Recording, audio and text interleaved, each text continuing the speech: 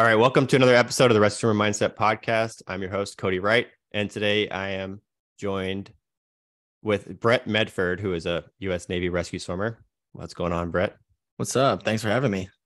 Yeah, of course. If you just want to go ahead and introduce yourself as like your full rank and title, not rank, but just title and kind of a little background on yourself. Where are you from? I'm AWS 2. I'm Brett Medford, like you already said. I'm originally from Los Angeles, California. I've been in the Navy for going on 8 years now. And I was in Japan first, so I went through the pipeline. Went to Japan for 4 years, then came down to Key West, and that's where I am now.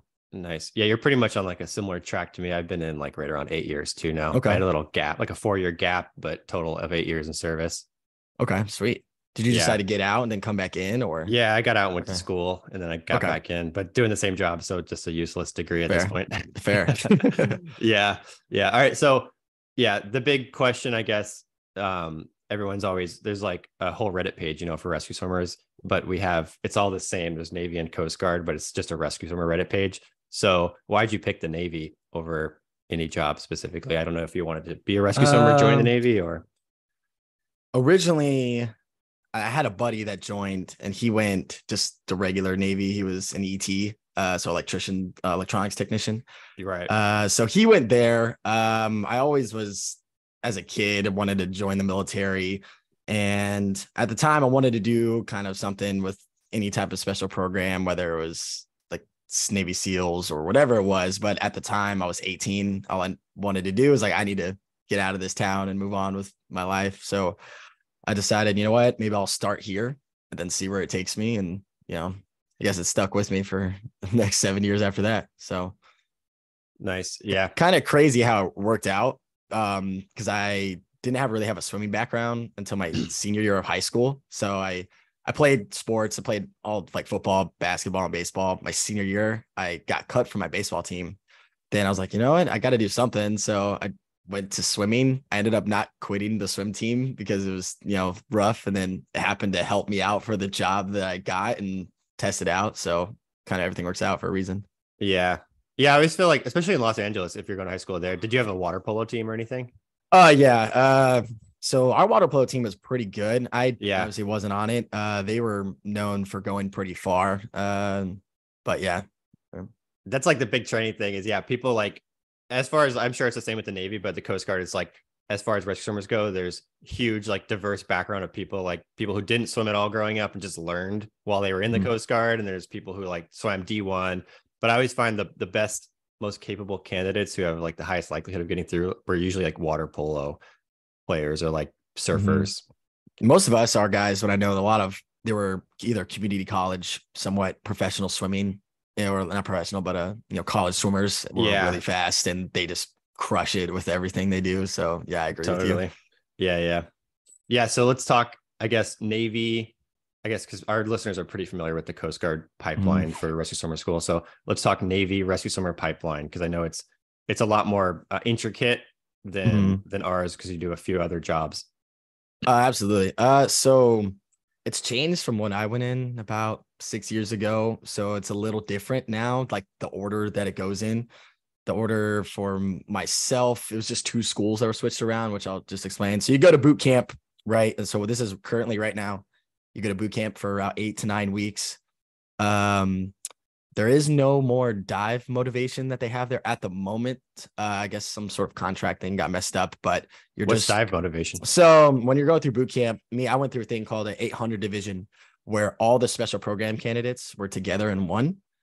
And you would go to dive motivation in the morning, where there's around 5-6 instructors, maybe more, that you just get an extra workout before you start your regular Navy boot camp. So some of them would be retired swim instructors, a couple SEALs, SWIC, EOD, and then there'll be a rescue swimmer there as well. Yeah. So apparently that is not a thing anymore. The SEALs kind of created that division to keep everyone together. However, the problem that was happening in their eyes was people were feeling entitled when they were going through boot camp, because they were separated from everybody else. So they have this sense of entitlement, which I can agree on.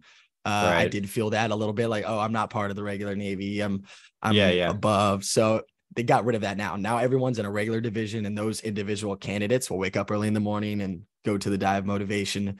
But right now, I guess there's something on hold. I'm pretty sure it's going to come back. They're just waiting on contract issues. But after that, you're going to go to Pensacola, Florida, and you're going to check into the Rescue Swimmer Schoolhouse immediately. You'll go through a prep course around 3 to 5 weeks ish at the schoolhouse, depending on just the holding process and what the class can take. And then you go through RSS after that. I think you have a little bit of a hold, and then you'll go through the next schoolhouse, which is Aircrew Candidate School. That's around 3 to 3 weeks ish, where you'll go through the Helo Dunker, where, you know, you get a simulated helicopter, flip upside down, basic PT. And then after that, you'll go across the base to AWSA school, which is around 5 to 6 weeks. What's AWS stand for? Just it doesn't, it stands for, it's not really have an exact acronym that follows. It's helicopter non-tactical air crewman is what it is. And officially, really kind of confusing, but that's what it stands for.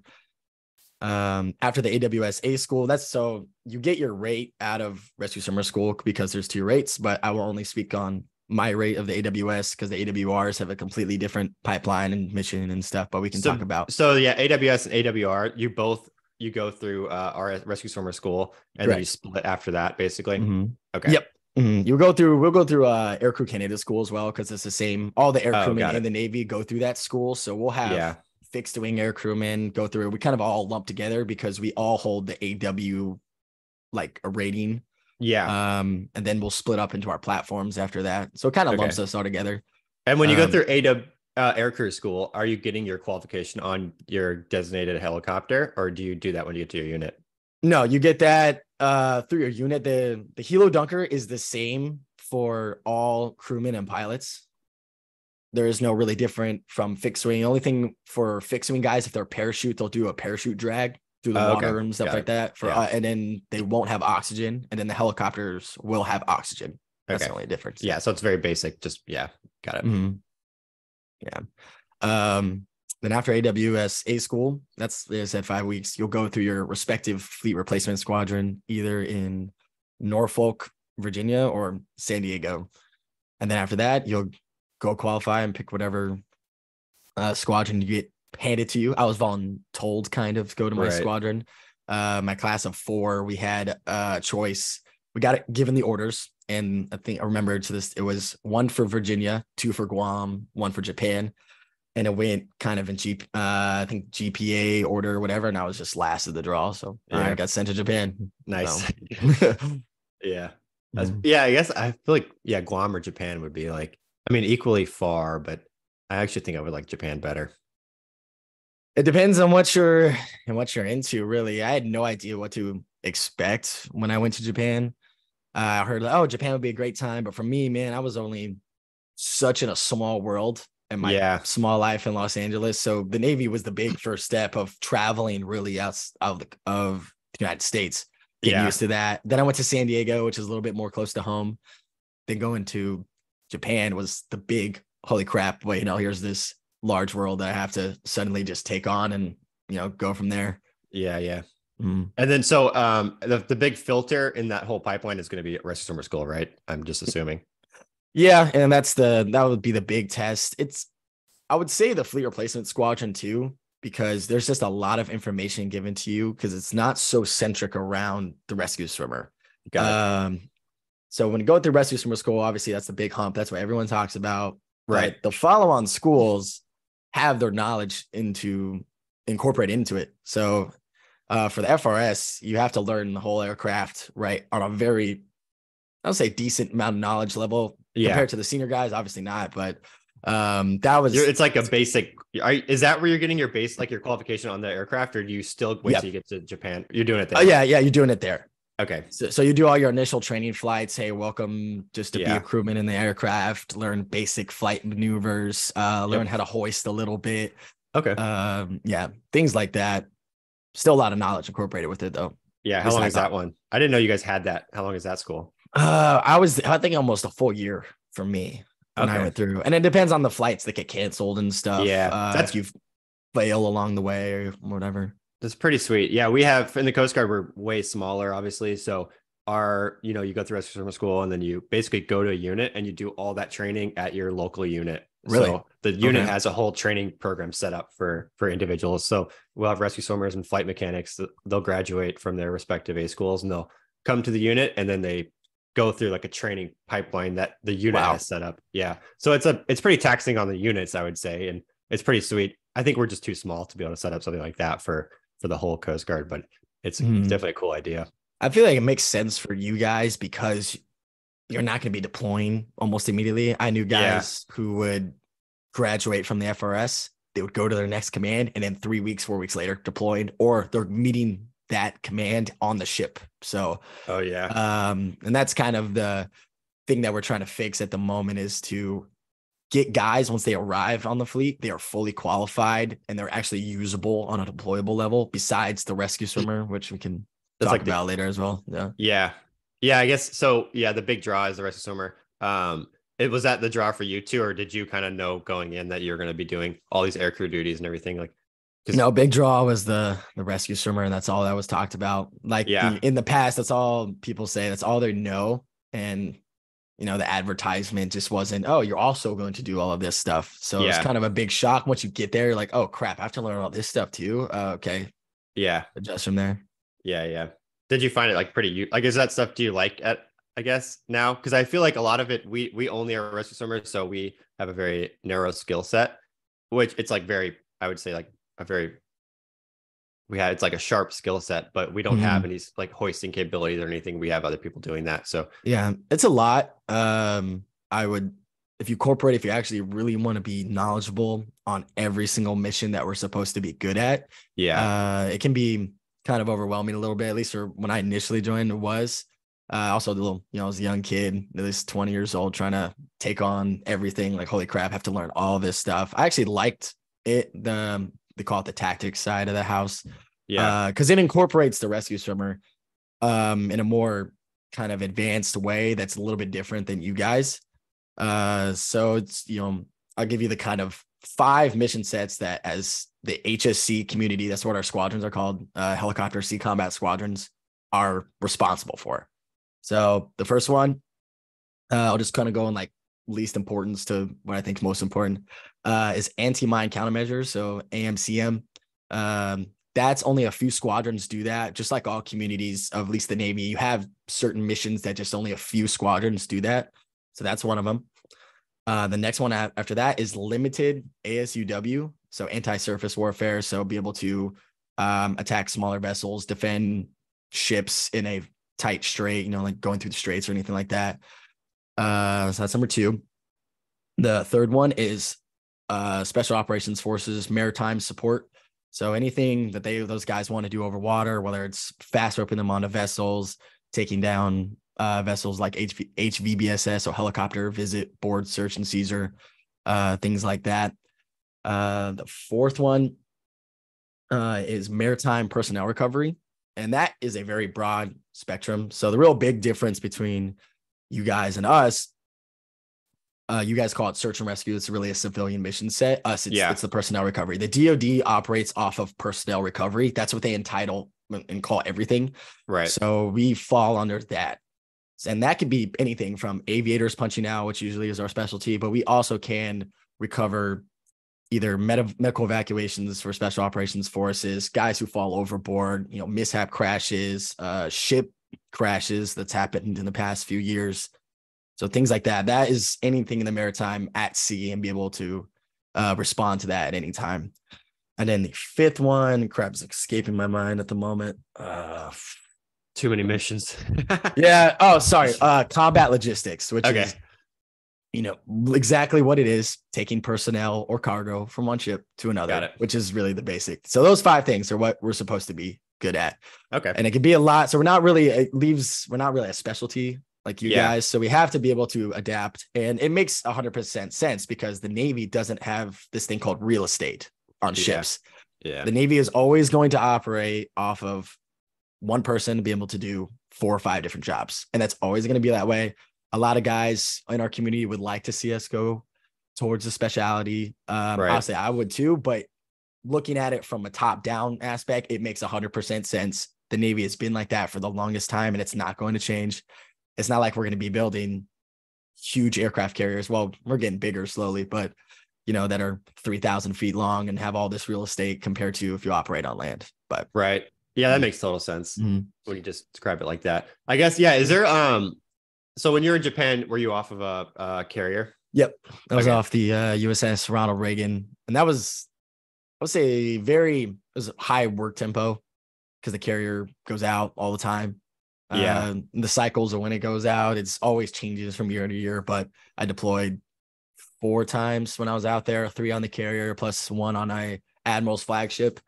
Especially going through COVID too, the COVID deployment. That was brutal. Yeah, it was pretty, it was a lot out there, especially in Japan. Usually things are kind of amped up times 2 when it comes to anything to do with image and look, and also how to safely do stuff. And that's just how Japan is, because we're in another country, we're not in our own. So you're trying to be respectful, and then put your best face forward, and you're just like, oh, it's just, I'm sure the regulations were like super strict and just like, we were on the ship, and man, there was at times where all the gyms were closed and we only can have half of our guys in our shop at a time.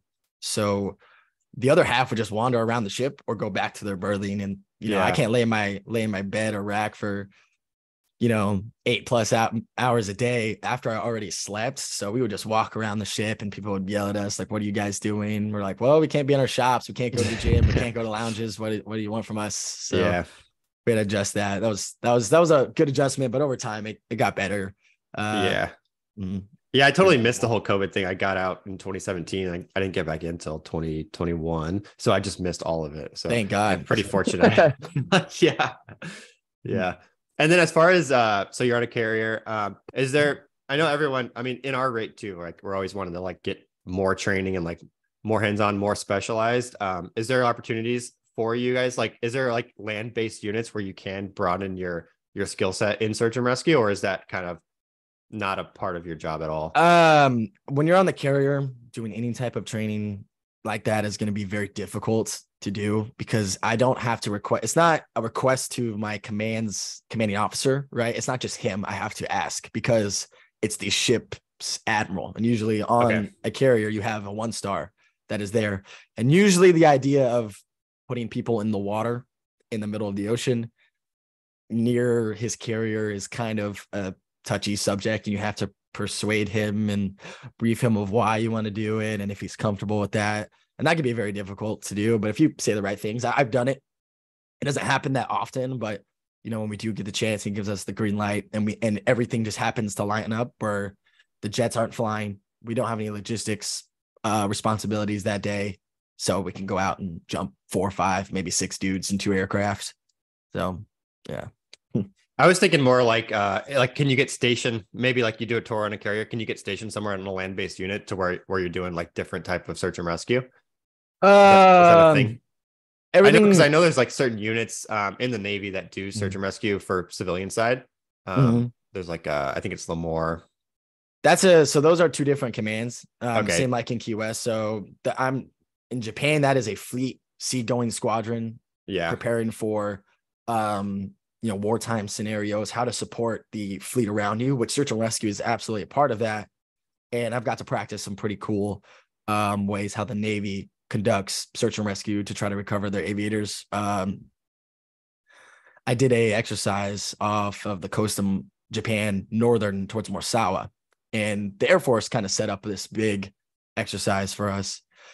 And I went in a giant room, and my chief next to me is like, hey, you're going to brief everyone about the recovery. I'm like, what? And I go in there, there's captains and a whole bunch of officers. And I was the kind of expert to talk in front of everybody. I was like, okay, well, I guess this is the thing. So there's, I think we had 10 to 12 aircraft, a part of this huge package to support us. Yeah. We took off early. Then their cycle would take off. We would refuel real quick and then go. They pretty much walked us in to the area of where the pilot or ejection was. They secure it for us, and then we go do the rescue. So it's kind of, we have to wait for permission from the jets above us and the supporting aircraft to get into the zone, know that it's clear, and then conduct the rescue in a contested environment.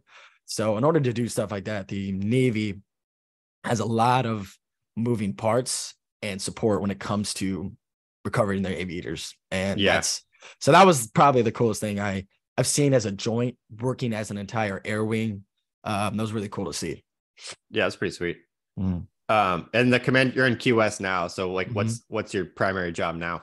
So you talked about it, like Lemoore and Whidbey Island.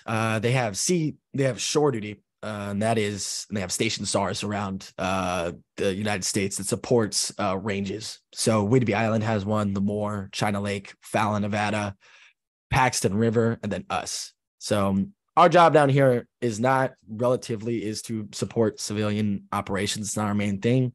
Can we do it? Absolutely. We do not get interfered based on what our primary mission is. So out here, we get all sorts of aircraft that come to conduct training, conduct preparation, readiness to go deploy. So we get a constant flux of jets, and we're here to support them. So we have to stay alert anytime they're airborne. Luckily for us, they don't really fly at night, which is sweet. So usually our alert will secure around 17. I think out of all the commands, us and Paxton River do not stand a 24-hour duty. We just don't have the manning for it, and we just can't do it. Whidbey does. They have the manning to do that, and they've had that history for a long time. But I think we used to do it too, but I think 8 years ago or something like that, they turned it off, saying that's not what you guys are here for. You guys are here to support the military aircraft, which again, it makes sense, right? You guys have Miami. There's Miami that's up north that could support. But however, we will respond to stuff when we are flying. It happens quite frequently, conducting the searches, just happen to be airborne and help out the Coast Guard as much as we can. Oh, nice. Yeah, like will they give you guys search patterns and stuff? Absolutely. Yeah. We'll hear pom-pom calls over the radio, and we'll climb and start listening and see what we can do. We'll hear there's a lot of tours, a lot of tourist attraction out here. Yeah. So there'll be spring breakers that will go a little too hard in the paint, and we'll kind of respond to whatever sandbar or snorkeling tour that they're on, just to make sure everyone's okay if we really need to recover them and bring them back to a hospital. Because that usually transit from their snorkel tour can take like 35 to 40 minutes plus the drive through Key West. So we're not getting like full recoveries, but we will respond and just be on station for anything happens. Because sometimes serious things do happen, and we've had them in the past to respond and be able to conduct a rescue. Yeah, I was stationed when I first went to boot camp. Got out of boot camp. My first unit was the small boat station in Marathon. Okay. And so it was like super busy. And it's not, Key West is way busier, obviously, but Marathon was like, which is like kind of the middle of the Keys for everyone listening, was pretty busy for just like a random spot in the middle of the Keys, So I can imagine that Key West would need there's a Coast Guard unit there, but I'm sure there's still like plenty of stuff going down where you guys can help out. Yeah, there's a lot of migrants that are down here. Yeah, migrant. That was from Cuba. So we can't really, we're not a law enforcement thing, so we can kind of spot them out for you guys and let you guys take care of it, and then support anything of safety of life at sea. So we found where we can help you guys out where we can and where we cannot, based on us being a federal asset compared to you guys belonging to that state and Homeland Security. Yeah, nice. So so I guess I kind of wanted to get into like your capabilities, like with it as a rescue swimmer mainly. So like say you're going out for a training flight with what's a typical training flight for you guys? Because from the Coast Guard standpoint, we'll do like an air crew would be just like 2 pilots, flight mechanic, and then us. We go out and we'll have like a rescue dummy, basically like an Oscar that we'll throw in the water and just practice on him. Various pickups. Like what's a training flight for you look like? It's similar in the concepts, but different in what we're doing and how we're doing it. So we do a lot of testing and evaluation down here of newer procedures, either borrowed from you guys and tweaking it a little bit to help us in the methods that we're trying to implement, based on what the fleet needs and what makes sense for them. So we're trying to help the fleet out as much as it can, because we are able to train so much. We could pretty much on Monday call our supporting assets, and by Wednesday we'll have support assets in the water to be able to conduct the training. So we're trying to find creative ways to insert swimmers, protect the aircraft, get the swimmer in and out of the water as fast as we possibly can to increase our ranges. So another example of what we're doing, we'll bring two swimmers on with us to be able to conduct a litter recovery. So if someone ejects, let's just say 190 something miles away, which our range does reach up to 200 miles, we only advertise for around 30 minutes of on station time, which is not a lot, especially if you have to search for the survivor and find him. So we're trying to find ways where we can maximize that search phase of the search and rescue and minimize the time in the water. So what we'll do, we'll throw a dummy, just saying, we call him a Ruth Lee, is what the little flotation dummy. This thing is heavy as hell. I actually love this training device, but it is heavy as hell when it's wet. It's like 200 something pounds. Yeah. It's fantastic. So we'll throw her in the water and we'll practice do 2-man recoveries. So actually we'll cast out our litter, pretty much just toss it out of the aircraft in a very nice fashion at like around 10 feet. We'll jump the litter, 2 swimmers after that, and then practice putting that survivor in that litter and then recover the 2 swimmers in our kind of own methods. And we still use like a tending line, or a trail line is what we call it. We'll secure that trail line actually in the water, and then both swimmers will come up together instead of doing one at a time. You're saying, I just want to like run through it because it's totally different than what we do. Mm-hmm. So you're typically going to bring 2. Would this be operational too if you're doing something? Like it all depends on the scenario. If it's within 50 miles from Key West, we'll send 1 guy. Okay. Not necessarily, but if we know it's a long range, our fuel is limited, and we have to maximize our search phase, then we'll fly back to the hangar, grab an additional swimmer, and go. Okay, that's what we'd use it for. Okay, so you're dropping, when you're dropping the litter, are you doing like, you guys do like a 10 and 10, right? Like 10 feet? 10 no. Or no? So that is, we consider that to be really fast. We tried this multiple times when we were first testing it out, and we realized we were just way too spread apart. So what we do, we modified it to a 10 and 1. So you have that forward creep to separate your litter and 2 swimmers. And it's just enough for where you're not so far from each other. You don't do any hindrance of overshooting the survivor, because that was kind of the issue. We would do a 10 and 10 and overshoot him. And then the swimmers would have to swim 100 and some meters to get to the survivor. The 10 and 1 allows us to jump pretty much on top of him, and we're already putting him in the litter, but before even the aircraft comes back into that hover at 70 feet is what we do. So yeah. Nice. Okay. So yeah, you jump, so that's 3 evolutions. Basically, you're throwing the litter out, 2 swimmers, and then you're swimming out. But so are you deploying with a trail line? How's that work? So we attach everything to the back of it. Okay. Yeah. So we attach everything to the back. We kind of coil it up, and we remove our weight bag, our shot bag, because we have lost a few shot bags doing this. Nice. Because we're trying to connect it. We have this little, we took it from one of our litter kits. It's like a lifting sling. So what we did, we got a carabiner, attached it to the side of our TriSARs, and hooked it up to our 2-inch snap hook. So we have this kind of device to be able to secure the trail line when we kind of coil it up. Yeah. So I'll kind of talk you through the evolution. We get to the 10 and 1, the litter goes out, support swimmer goes out, and the lead swimmer. So we kind of divvy up the roles. The support swimmer is to grab the litter and tow it to the survivor, where the lead swimmer is doing disentanglements and checks and making sure he's okay, if he's conscious, getting all the gear off of him. Yep. So they have 2 separate jobs. Once that's happened, we meet at a point where we're going to put the survivor into the litter.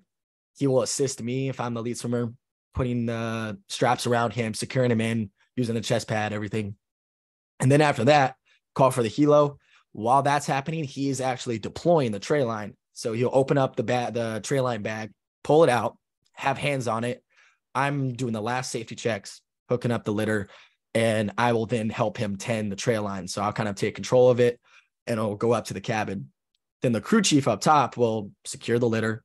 He will attach the tray line back to the equipment ring of the hook, send it back down. Yeah. And while we're doing that, we're actually starting to secure the trail line in a nice little kind of like you would a rope, like basic things like that. Yeah. So that's already happening as he's sending it back down to us. I hook myself up. He is securing it. I'm actually kind of helping him coiling it up. So I'll coil up like half of it, give it to him. Are you doing like, how are you coiling it? I'm just like trying to think of it. So like basically like think coil. Like electrical, like a long. I'm just thinking of like coiling a rope in the water. Sounds just like this, like this. Yeah, I got it. It's if you this has happened where guys have let go the initial, like the first couple rolls got messed up, and they'll let go and try again. So we'll kind of coil it that way around our arms. right? So usually we don't start really that coil method around our arms until the hoist is in the water. And I show my swimmer, I'll disconnect the trail line from the hook. So kind of there's always that risk, but mostly if anything really happens, the guy can just let go just like that. He can pretty much hold on to it. Here, have the trail line if something catastrophic happens. But mostly we're coiling it up that way. But yeah. What's the length of your trail line? 120 feet.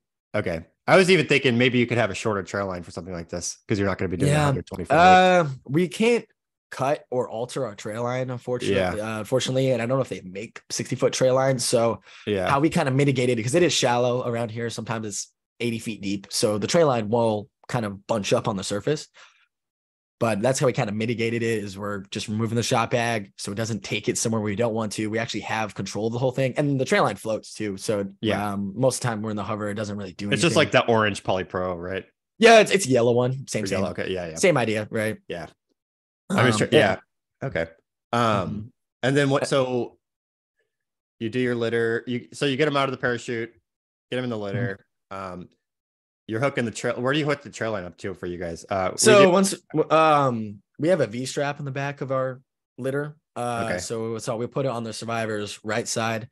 On the back, we'll make a little loop and connect it that way. So when we put it in the water, the V strap's already connected and it's actually already attached to the trail line. So when we unreel the trail line, it's already attached and ready into a normal hoisting position, just like if you guys were doing a normal procedures. So everything is pretty much standard. What we are eliminating is the deployment of the litter in the water using the trail line and then hoisting it down.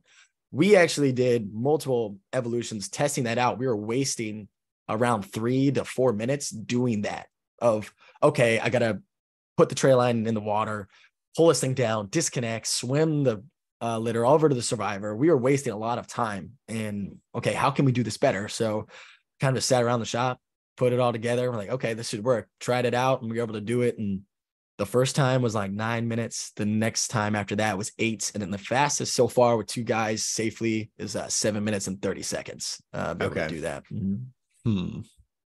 So pretty quick. Interesting. It's pretty quick doing it. And the idea is to limit the hover time of the aircraft. And if we are searching for 20 minutes and we have 30 minutes of on scene time and we happen to find survivor at the last second, can the pilots come to us and say, hey, can you guys get this guy? And say, yes, we can. And we've done it before. To be able to, and we don't want to leave a swimmer behind or the survivor in the water even longer than he already is. And this works, and this could work out in the fleet if you're deploying from a carrier and you have really a long range kind of personnel recovery.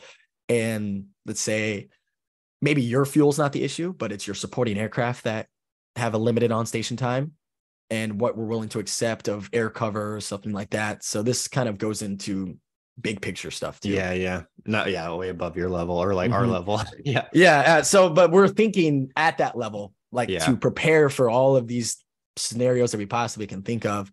And it's worked out pretty well. So we'll practice that procedure multiple times. We'll kind of create complex scenarios where we have 2 to 3 survivors to really get guys coming from the fleet. Because as you know, we only jump, our minimum currency is once a year. I know you guys, once a quarter, I think. We have like a lot.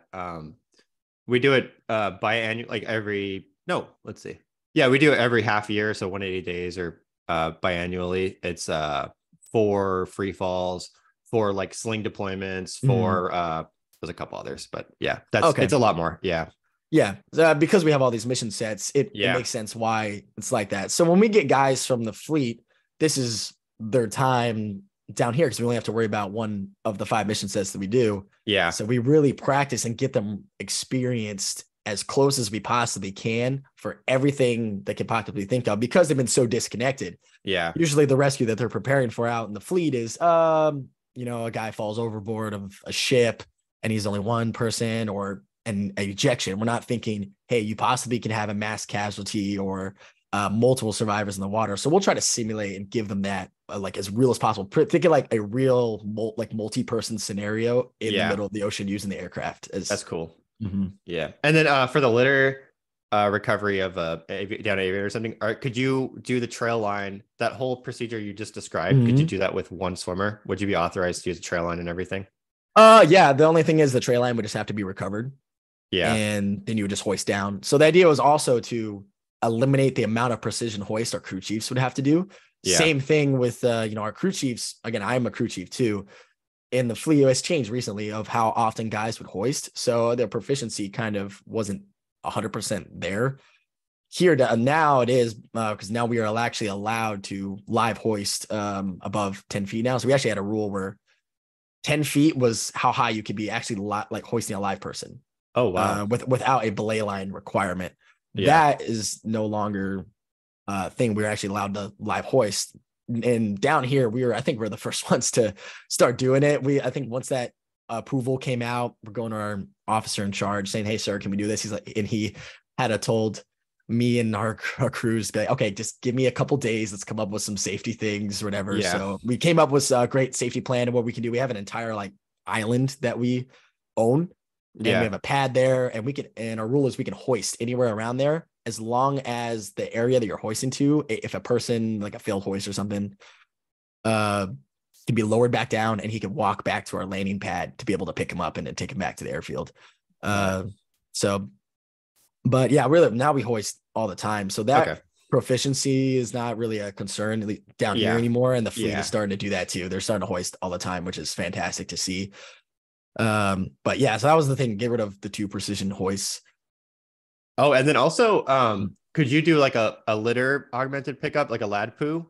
What is that? So it's just like the litter, you go up with the litter, like you and the litter are connected going up. That is an overland procedure. Yeah. We don't do it over the water either, but I was just like thinking how it would work. But I think we've thought of it. We're still, I think we're probably waiting on approval for it. Yeah. But, that's, I guess they haven't really eliminated tested it out what it would. Absolutely. I think they're still trying to figure out the safety concerns. Our overland guys do it all the time with their hoisting harnesses, but I guess where their harness sits a little bit lower than SAR would. So, and you're actually able to stabilize the litter more. And then usually between mountains, you don't have a lot of wind disruption because there's trees and rocks, whatever. In the middle of the ocean, right, you have wind coming from all over the place and can cause, that video. I've seen that you talk about it with that litter that's just spinning out of control. Yeah, a lot can go wrong. Yeah, absolutely. Yeah. So I was just wondering. We've thought about it. Don't worry. Anything that people have brought to our table, we're like, we thought about it. How can we do this? But, and then, what harness you guys were in the TriSAR, you said? Yeah, TriSAR. We have older TriSARs compared to you guys. I forgot what exactly our TriSAR's name is, but it's not as slick as yours. Everything's on our chest. So our radio would be right here. We have our strobe light and chem light. So you guys, everything's on your waist, right? It's both. We have there's a new one coming out too. It's not like some people have it in the fleet, some don't, but you can connect more stuff to your chest. So we have like a waist and then chest stuff also. Okay. There's like a few, probably I think there's 6 pockets around the waist and then a few on the chest. But we use we have on land, overland mission sets too, but we use the same harness for both. I guess that would matter for like a lad proof from the water. I guess if you're using a different harness, it doesn't hoist the same. Only the overland rescue guys have that. So Lemoore, China Lake, and Whidbey have that harness because a lot of their ranges go into overland mountain ranges, obviously. Yeah. So we don't have that. In the fleet, majority does not have land harnesses. So we're kind of trying to develop procedures, for everybody, not just a small group of people that have this qualification, because only of those commands that I named are rappel qualified too. The fleet isn't rappel qualified. So because they have that harness, it makes sense why they have it, because they're rappel qualified. It's more like a climbing harness, probably, I'm assuming. Yeah, exactly. And then we're trying to work with TriSARs of the standard thing that's issued to the fleet. Right. Okay. I feel like this is before I was in the Coast Guard, but who makes the TriSAR? That's Life Saving Systems. Okay, yeah, same company. Yeah, we just use the Triton, but I forget. Yeah, I'll have to look it up. I don't remember all their stuff they make, but they have a few cool harnesses. I think the new one's the Triton 2 or something like that. Yeah, I think that's the one that's it's with the black the Molly. Yeah. I think Yeah. we're developing that too, if I'm not mistaken. Hopefully Yeah. we'll see it. But That's like slowly coming into like as our older Tritons expire, we're like those are the new ones that are replacing them. So we're just like oh, really? slowly phasing them in. Yeah. I've never seen one in person. I've just seen them on like pictures and stuff. But yeah. They look cool. Yeah, I they hope seem cool. Yeah. Not I would totally like sure. the not because I think our flotation tubes are like over my shoulder, like almost. Oh yeah. I would like That's kind them of a where lot ours is more too. slick. Yeah. For you Well, guys, ours is a I little feel lower, it's I way guess. more You're right. like It is more condensed to your slick. chest. Yeah. Yeah, it's a little closer. It's easy to get to. Mhm. Yeah, yours is ours just like higher up, I guess. You're saying? They're higher up, they're wider. Oh, yeah, okay. Yeah. Yeah, it's just like a different device. Cool. Mhm. Yeah. And then do you guys do I know like Lemoore, where's China Lake at? Is that California? China Lake is in California. It's on the other side of the mountain range of Lemoore. Other side of the Sierras. Got it. Okay. That would be a cool spot, I feel like. Those guys do a lot of overland rescues. Yeah, I have a couple friends there. Follow their Instagram page and it seems like they do cool search and rescue there. That's stuff I'd like to get into, but yeah, it's a little we're just like more coastal base, obviously, so we don't do as much as that. If you get stationed there, do you go into more specialized hoisting training where you do like rappel stuff and yeah service? So they do their HIRA program, which is helicopter inland rescue air crewman. Also, I've never done any of their training, so I hope I don't butcher or sound wrong like to them. A general idea, I guess. Yeah. Would you be interested in that? It's like something like that?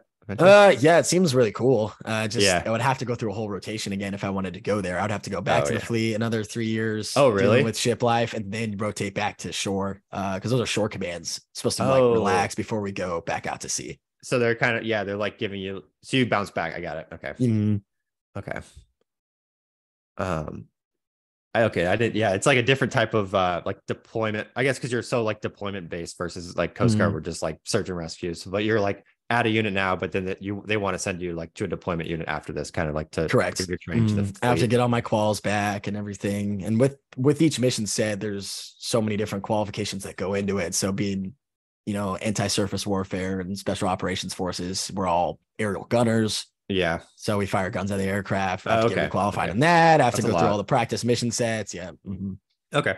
And then for this is for rescue swimmer and just like the general pipeline. Do you have medical training?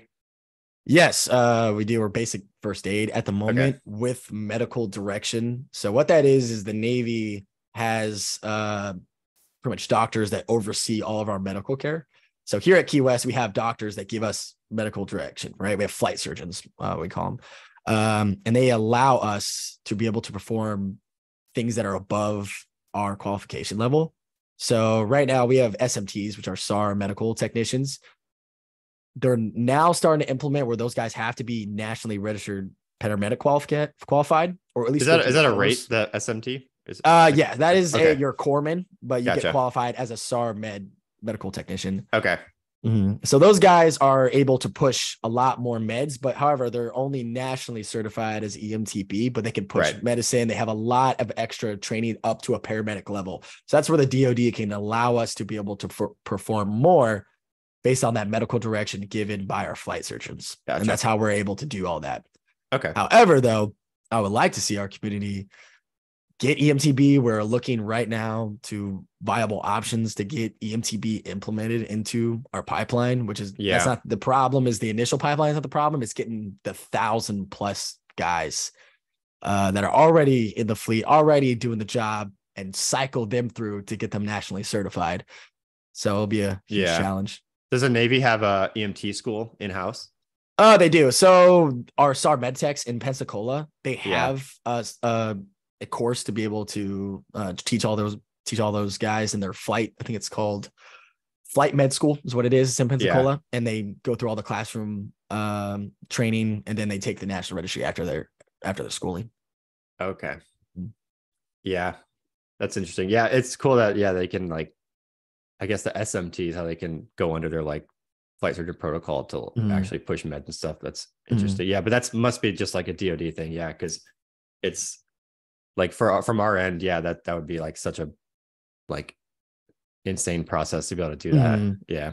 The DoD just happened. That's how they operate. So when able to, however, if there is someone that is nationally certified as a paramedic, right, we can turn over to the paramedic but Yeah. not vice versa. So if a Right. paramedic cannot turn over to us, but we can turn over to them, right? Totally. Still in the civilian market, in that kind of structure, we still, that national certification kind of limits us, but however, we're still able to perform the higher level of care than what is the title. Yeah. And then do you have people at your unit that like are EMTs and they can use their skill set? Yeah. All of them are, right? Nice. Yeah. 3 we had one, I think he just separated, but he went through the paramedic school. He was waiting to take the test for the national registry. So he was full certified, went through all the ride-alongs and everything. Yeah. Like the Navy paramedic school, is it? Or is that different? Oh, yeah. Okay. And the Navy paramedic school. Gotcha. Okay. And that's in Pensacola. I thought you were saying. No. So there's no paramedic school. That's EMTB school. Yeah. Then they have like a program, I think in Virginia or North Carolina, something like that, where that's where we would send guys to go through. Yeah. Is it like is it like a yeah, it's civilian. I think it's contracted. Yeah. Yeah. I'm not 100% sure, but I think I'm in the ballpark for that. Nice. That's interesting. Yeah. Yeah. I feel like that's kind of like the push. Like we would all like to be paramedics for our job. But it's just like same problem that you guys are having for getting EMT is just like trying to figure out a way to train everyone that's cost effective. It's like just too expensive, I think. And are you going to require in the national registry how many guys you're going to drop? Because at least for EMTB, I believe it's at 80% pass rate, if I'm not mistaken. Paramedic, it's not that at all. Apparently it's a very difficult test. It's going to be a lot harder. Yeah. And then like some people just aren't going to be interested in doing that. Like it's a different job than you signed up for. So yeah, it just depends. Yeah, I guess I don't have a ton else that I wanted to like cover. Is there anything else that you wanted to talk about on as far as? So right now, we are going through kind of a huge revamp process. Yeah. With the changes of our pipeline, and I can kind of talk about what we're trying and where we're trying to go. Yeah. So right now we're going through a thing called Ready Relevant Learning. And what that is, it is ran by the commander of Naval Air Forces, all of Commander of Naval Air Forces. He owns every aircraft in the Navy. Yeah. He's revamp of all the training pipelines in the aviation side of the house.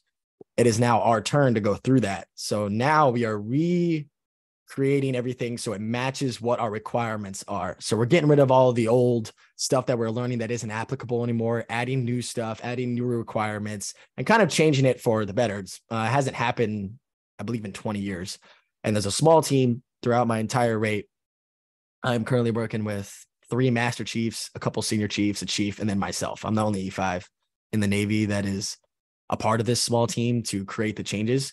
And it's been a learning process because there's so much at the higher level that I don't see. And I have to learn and have these senior guys who have been at that level for so long explain everything to me. So every single concern that we've ever had or question of why things the way they are, I'm being explained, and it's starting all to make sense. And we're trying to fix all of that. So the big thing that's changing right now is like for a pipeline, like I said, boot camp will stay the same. Right now, at the beginning of this physical year, so in October, when it starts, we contracted out a rescue swimmer prep course, which is 4 weeks long. And it's going to be ran by all civilians and prior challenge guys, I believe, all Navy challenge guys. So they are former SEALs, EOD, SWAG, swimmers, and they'll run through a prep course, and they'll be completely separate from the rescue swimmer schoolhouse. So you'll check out a boot camp and check into the prep course and get prepared through all the extra swimming, attention to detail, all these little things that are going to add up before you go to rescue swimmer school. Yeah. So that's kind of exciting to see. That we're it's kind of like what they do for buds, right? Yeah, they have a prep course. Yeah, so we just got the contracted and funded. It's happening. It's signed, and that will happen this physical year. So those new candidates are going through after October. I guess they have a different pipeline that they're going to go through. And then if we get the EMTB, which I would like to see, rescue swimmer school right now is around 5 to 6 weeks. It will most likely increase. We're thinking 12, 14, maybe 15 weeks, getting longer pipeline, which gives us. And that's where I kind of come into play, where I am reminding the senior guys and looking at every little detail when it comes to our training. Since I was the most recent guy to go through, I am going through how the school was ran, how everything was taught, what was taught, the amount of time it was taught, and suggest, hey, we should add more of this, increase the length of this, or addition of new procedures. So for example, we're developing new procedures down here that most likely going to go into the schoolhouse and teach them how to work 2 swimmers at a time. What's the safety precautions for that? So that's exciting, really big to increase that school. They're trying to push everything that is taught at the FRS and put it earlier in the training pipeline. So we don't have to spend so much classroom time at the fleet replacement squadron. So when the guys check in there, all they have to focus on their flights and then getting aircraft knowledge, not mission set knowledge. So that's what we're trying to take away. And we're also trying to get all of their groundwork done. So for to be a aerial gunner and, level 2 tactics qualification, we're trying to create an additional school after fleet replacement squadron where they'll go through a ground course where it's all classroom stuff. And then they'll go to the fleet and just do flights. And then they're qualified within a month or so, maybe. Right. And that's the idea. What we like to see. We're trying to work on that, the viability of that. So it's a lot of challenges right now. We just finished a stage where we're kind of recreated and updated what our job is and what are we capable to do. Gotcha. And EMTB was the suggestion. Now we're working on the phase 2 of training, which I'm still waiting on to see what happens with that. But that is the future where we're trying to go. We're trying to get guys more on the fleet side of the house. They are going to get into the water more in-depth training on be able to do mass casualty exercises. Like the Navy has been training hard to prepare for catastrophe at sea, right? So we're about to do down here in a month or so, we're going to do a mass casualty exercise and big life rafts. We'll have like 20 to 40 people. We're going to use 2 aircraft and see how long it takes to recover all of the aircraft, all the survivors with 2 aircraft, and how we're going to mitigate. What's the process of having 2 aircraft hover maybe next to each other, having airspace deconfliction. And we're only at a smaller level. We can't put that many aircraft in the air. The fleet, however, has already done stuff like this where there's 3, 4, maybe 5 aircraft that are airborne to recover a potential USS Indianapolis level mass cast, 200, 300 people. And that's where the search and rescue asset side of the house is being more thought about. And now we're training for it seriously for a future war at sea, which is exciting. The guys are now going to get more medical training, more attention to detail when it comes to personnel recovery in the maritime environment. Yeah. Nice. That's cool. Yeah. Just adding capabilities. That makes sense. Mm-hmm. Just like adding capabilities. And before in the past, because of all the other mission sets that we have, we've been leaning towards one mission set or the other, and kind of the rescue swimmer side wasn't attention to detail as much. And now it's starting to switch to where what is more applicable and relevant now, which is exciting, really exciting. Yeah, that's pretty sweet. Mm-hmm. Yeah, we're kind of the same thing. We're always like trying to evolve the rate slowly to make it more, just a better job, and just like be able to provide higher level of care to our customers, essentially. So yeah, exactly. Yeah, especially for our aviators. And we're trying to be able to get that extended range, recover our survivors, and, keep them alive as long as we can to get them to higher care back to the ship. Yeah. Cool. Yeah. Well, thanks for coming on, Brett. It was a pleasure talking to you, and I'm sure we'll probably do it again in the future when we get some updates on the rate. Yeah, we'll see. The timeline for this change is expedited, and the admiral is very adamant about getting all of this done. So we'll see what happens in the next year or so. What is the future of the AWS community? We'll see. Awesome. All right. Yep. Thanks for coming on.